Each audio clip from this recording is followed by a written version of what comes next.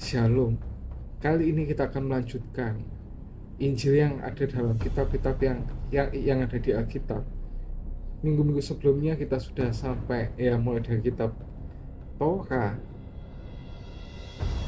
sejarah, hikmat, dan sekarang udah masuk ke yang apokaliptik. Ini kita di kitab Yesaya.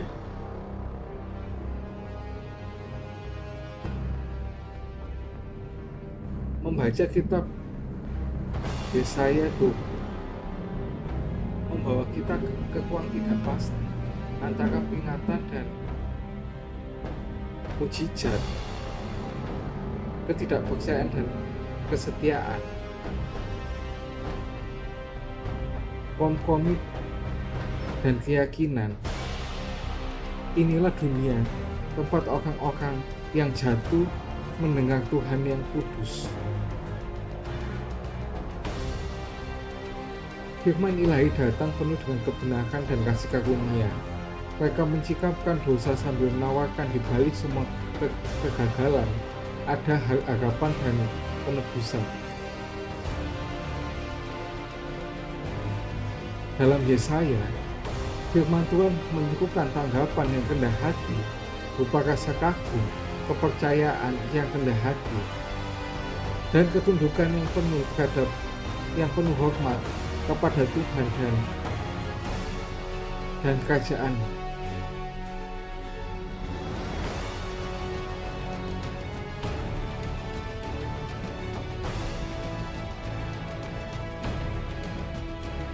Meskipun konteks langsung dari Yesaya berkaitan dengan bahaya yang ditimbulkan oleh Asyur dan Babel, serta perubahan dramatis antara pembuangan dan kepulangan,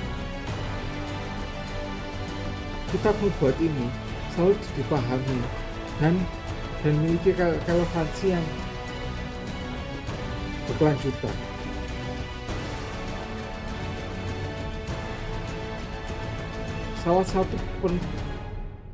Salah satu kitab Perjanjian Lama yang paling banyak dirujuk dalam Perjanjian Baru.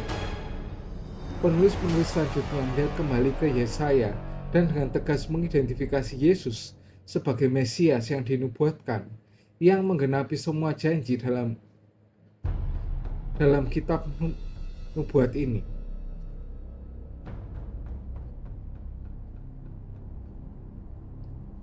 Profil mesianik Yesaya menginformasikan kepada orang Kristen kepada Yesus sebagai hamba yang menderita, yang membawa ciptaan baru melalui kebangkitannya yang memberi hidup.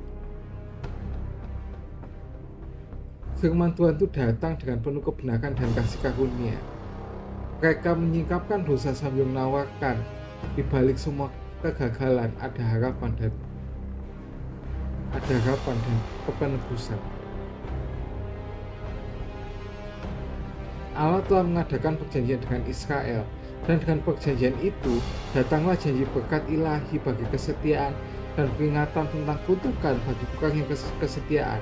Misalnya di Imamat pasal 26.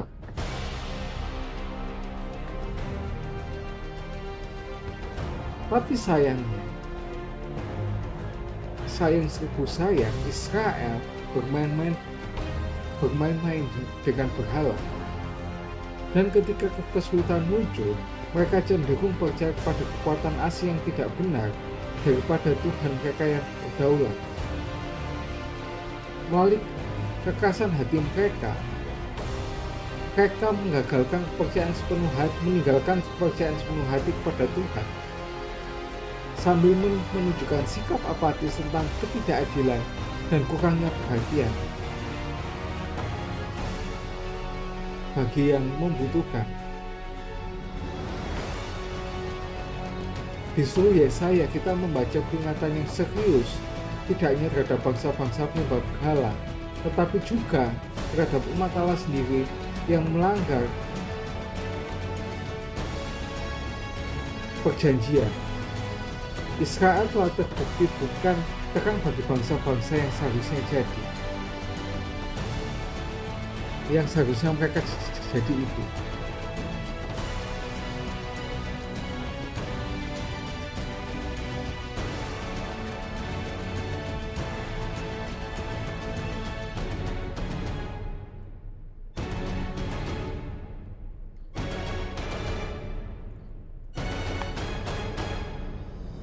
Lalu, di manakah dasar pengharapan dan penebusan itu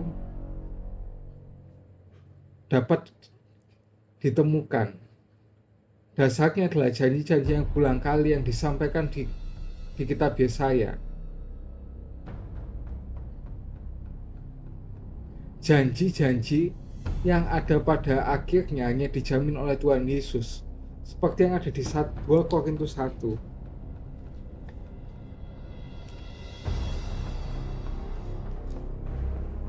Korintus 1 ayat 19 sampai yang ke-20.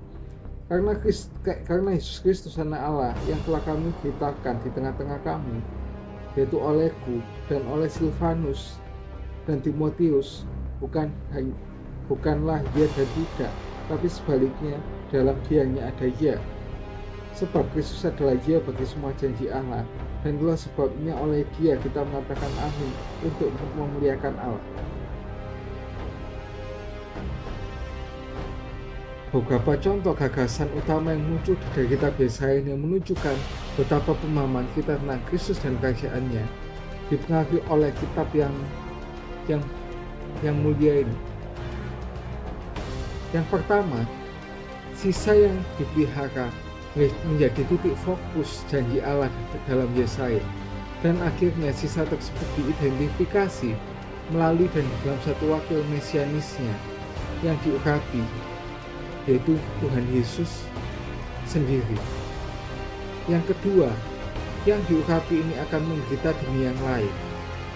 Dalam Perjanjian Baru kita menemukan bahwa Yesus Sang Mesias adalah satu-satunya yang menanggung kutukan perjanjian, sehingga mereka yang bersatu dengannya melalui iman dapat hidup dalam berkat-berkat perjanjian. Namun kita harus berpaling kepada Kristus, percaya kepadanya sebagai Juru Selamat dan Tuhan.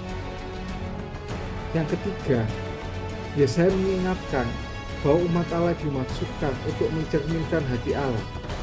Kita berulang kali membaca tentang pergumulan Israel dengan ketidaktaatan dan dengan tidak konsisten menunjukkan kepedulian terhadap hal-hal yang mencerminkan hati Allah.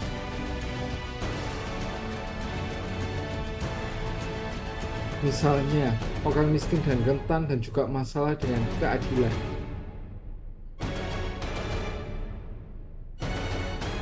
Dalam pemberontakan mereka merusak upacara dan praktik kuno yang ditetapkan Allah untuk mendorong umat yang telah diampuni agar mempraktikkan kebenaran dan belas kasihan. Nah, ketika mereka tidak mempraktikkan hal ini, kekhawatirannya adalah bahwa mereka tidak benar-benar nikmati kasih karunia sejak awal. Yang keempat, panggilan Allah memperluas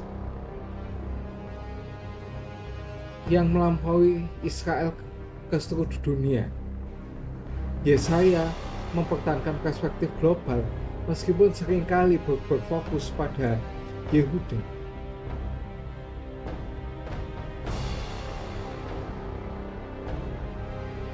Allah digambarkan tidak hanya sebagai pencipta Israel secara khusus, tapi juga sebagai pencipta dunia secara umum. Seperti di Yesaya 17 ayat yang ke-7. Yesaya 17 ayat yang ke-7. Yesaya 17 ayat yang ke-7. Pada waktu itu manusia akan memandang kepada Dia dan menjadikannya, dan matanya akan melihat kepada Yang Maha Kudus Allah Israel. Lalu di pasal 29 ayat yang ke-16.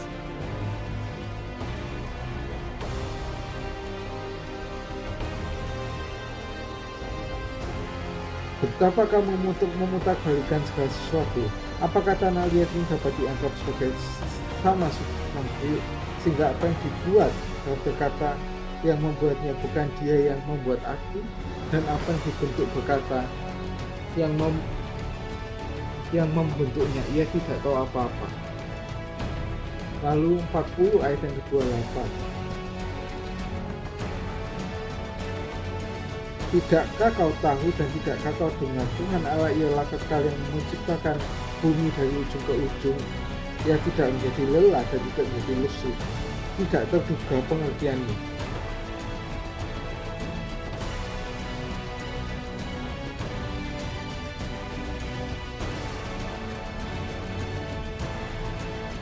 Lalu di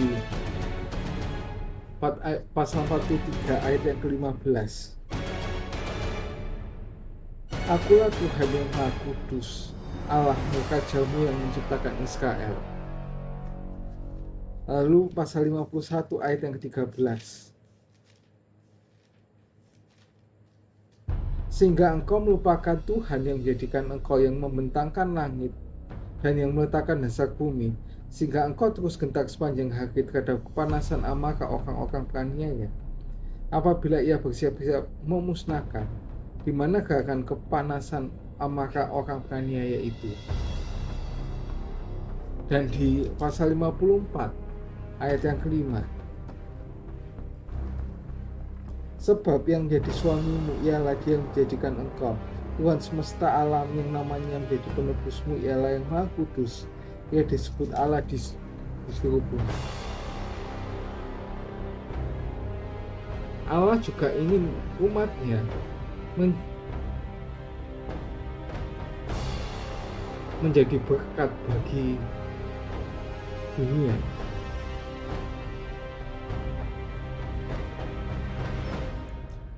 Seperti yang misalnya seperti yang ada di Kejadian 12 ayat 1 sampai 3. Itu yang tentang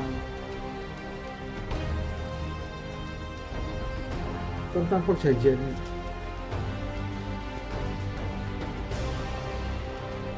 tentang Abraham yang dipanggil oleh Tuhan. Kita baca dari ayat yang pertama. Berfirmanlah Tuhan kepada Abraham, pergilah dari negerimu dan dari sanak saudaramu, dari rumah bapamu, ke negeri yang akan kutunjukkan kepadamu. Aku akan membuat engkau menjadi bangsa yang besar dan memberkati engkau, serta membuat namamu masyhur, dan engkau akan menjadi berkat. Aku akan memberkati orang-orang yang memberkati engkau, dan mengutuk orang-orang yang mengutuk engkau, dan oleh semua kaummu di muka bumi dapatkan berkat. Lalu di Kejadian 18 ayat yang ke-17,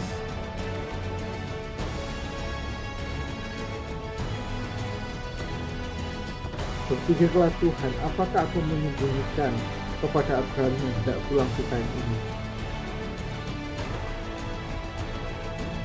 Lalu 17 ayat 18 ini, bukankah sesungguhnya Abraham akan menjadi bangsa yang besar serta berkuasa, dan oleh dia segala bangsa atas bumi akan mendapatkan berkat. Kejadian 28 ayat 14.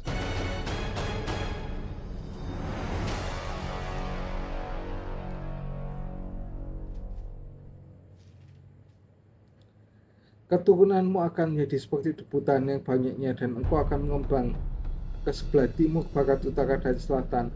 Oleh karena keturunanmu dan semua kaummu di muka bumi akan mendapatkan berkat. Yeremia 4 ayat 2. Yeremia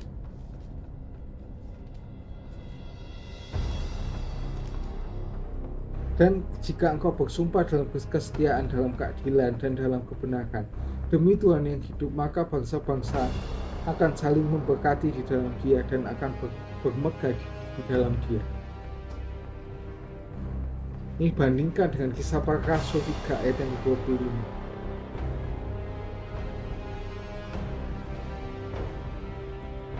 Kamulah yang mewarisi nubuat-nubuat itu dan mendapatkan bagian dari perjanjian yang telah diadakan oleh nenek moyang kita, karena ia telah berfirman kepada Abraham, oleh karena keturunanmu semua bangsa di muka bumi akan diberkati.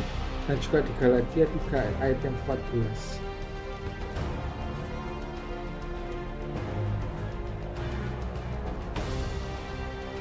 Yesus Kristus telah membuat ini supaya dalam dia berkat Abraham sampai kepada bangsa-bangsa lain, sehingga oleh iman kita menerima roh yang dijanjikan itu. Salah satu alasan mengapa pengajaran Allah itu sering muncul dalam kitab Yesaya adalah umatnya yang memberontak, menciptakan kegelapan dan membawa pada duka.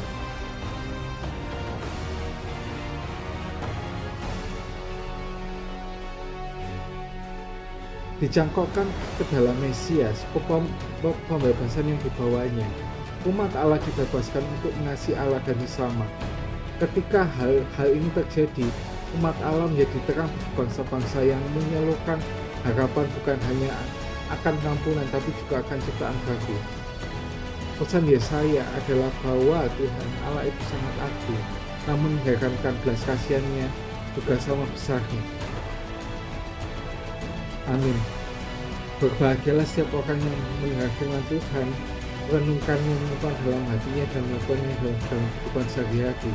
Ya seperti orang yang mendirikan rumah di atas batu, apabila ada angin yang menerjangnya, rumah itu tidak akan roboh. Jangan lupa like, subscribe, dan share jika kalian suka di konten ini. See you.